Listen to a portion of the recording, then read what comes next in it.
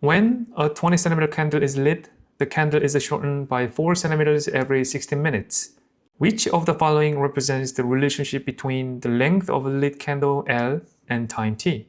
Okay, if we interpret 20 centimeter candle is shortened by 4 centimeters every 16 minutes in terms of graph, then we can have the length of candle L here and the time t here. And we have linear function like this. At the beginning, the length of candle was 20 centimeters, but it decreases by 4 centimeters in every 16 minutes. So 4 centimeters here, 16 minutes here.